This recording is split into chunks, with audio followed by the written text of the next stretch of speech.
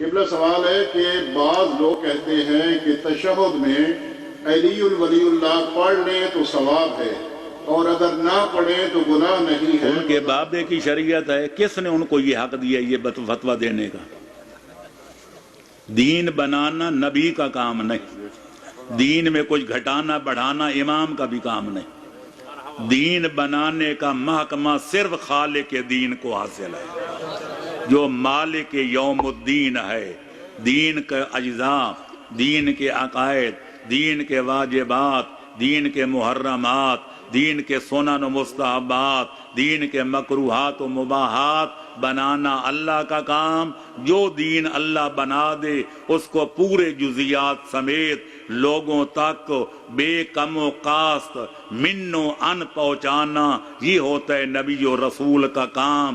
خدا بنا دے، نبی و رسول پہنچا دے اور وہ پہنچا کے دنیا سے تشریف لے جائے، اس کے بعد اس دین کو آگے پھیلانا، اس کی تشریح فرمانا، مشکل وقت آنے پر تن من دھن قربان کر کے دین بچانا، یہ ہوتا ہے نبی کے وصی یعنی امام کا کام۔ تو نبی دین پہنچانے والا، امام دین پھیلانے والا، دین بچانے والا۔ آپ نے دیکھا کہ بنانے کا تعلق نبی سے نہیں، بنانے کا تعلق ولی اور امام سے نہیں۔ تو یہ باقی لوگ کون ہوتے ہیں؟ جو ایک رائی کے دانے کے برابر دین میں کمی کرے گا یا دین میں بیشی کرے گا یا اپنی رائے کو دخل دے گا، معصوم فرماتے ہیں بروز قیامت وہیں جائے گا جہاں اس کا پیشوا ابلیس جائے گا۔ عجیب لوگ ہیں جن کے مذہب کی بنیاد ہی اس پر ہے کہ قیاس کرنا حرام ہے۔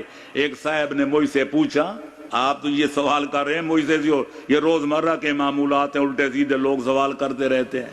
کہنے لگے یہ سورت جو ہے تبت یدا ابی لہب ہم پڑھ سکتے ہیں نماز میں؟ میں نے کہا بے شک، چونکہ نماز واجبی میں دو ہیں، پہلی دو رکعتوں میں الحمد اور ایک سورت اور پڑھنی واجب ہے، لہذا سورت تبت یدا ابی لہب و تب بھی پڑھ سکتے ہیں۔ کہنے لگے جناب نماز میں ابو لہب جیسے بے ایمان کا نام لے سکتے ہیں تو مولا علی کا کیوں نہیں لے سکتے؟ میں نے کہا اس کی لہجے میں جواب دیا، میں نے کہا ابو لہب زیادہ بے ایمان ہے یا شیطان؟ کہنے لگے شیطان۔ میں نے کہا ہم تو شیطان کا نام لیتے ہیں، پہلے پڑھتے ہیں اعوذ باللہ من الشیطان الرجیم، پھر پڑھتے ہیں بسم اللہ الرحمن الرحیم۔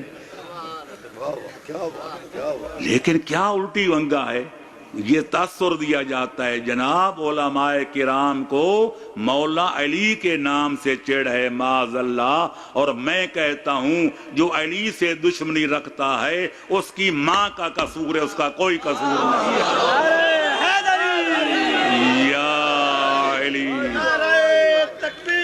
اللہ اکبر، یا رسول اللہ،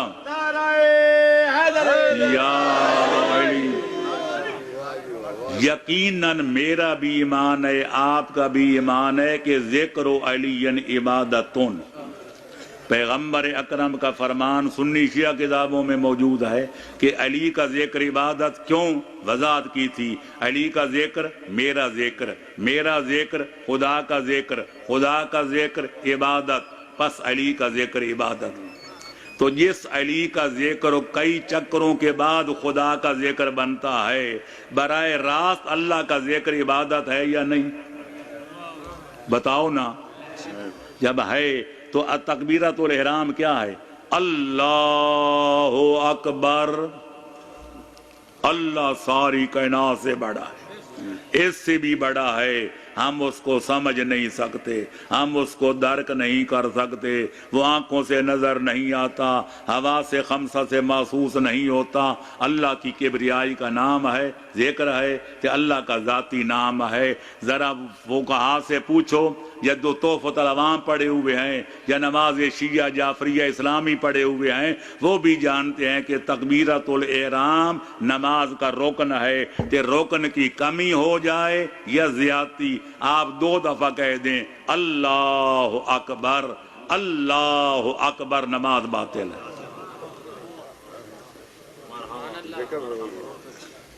رکوع کیا ہے؟ سبحان رب یل عظیم و بحمدہ، میں اللہ کی تسبیح کرتا ہوں اس کی حمد کے ساتھ، اللہم صلی علی محمد و آل محمد، 14 پہ درود ہے۔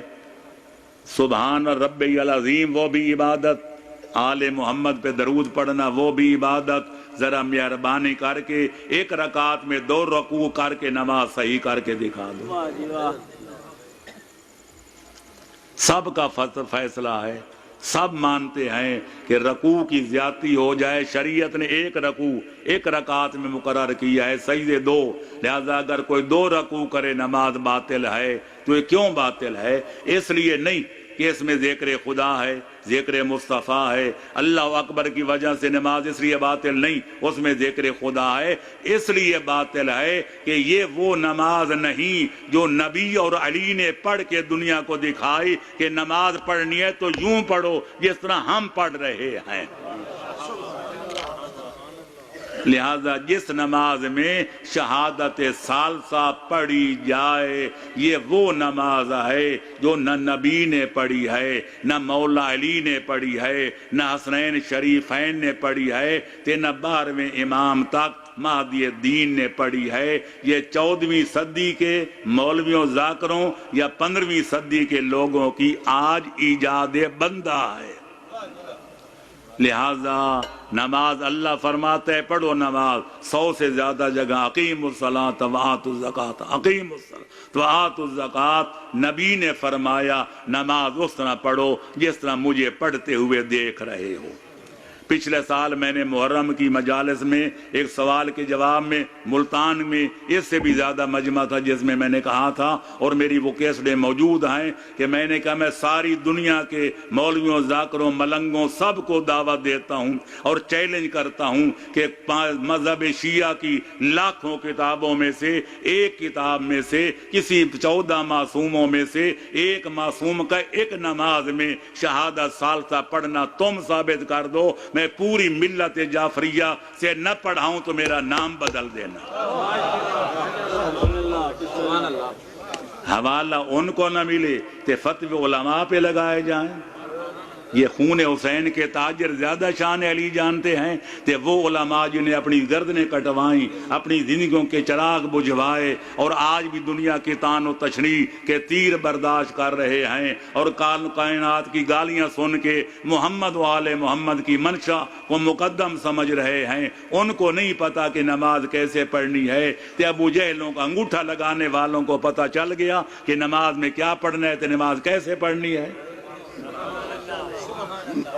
چلو جی بآواز بلند صلوات۔ اللہم صلی علی محمد و علی محمد۔ قبلہ سوال آیا ہے کہ شیعہ کا وضو قرآن مجید سے بیان فرما دیں۔ جی اگر شیعہ کا وضو قرآن سے ثابت ہے تو دوسرے لوگ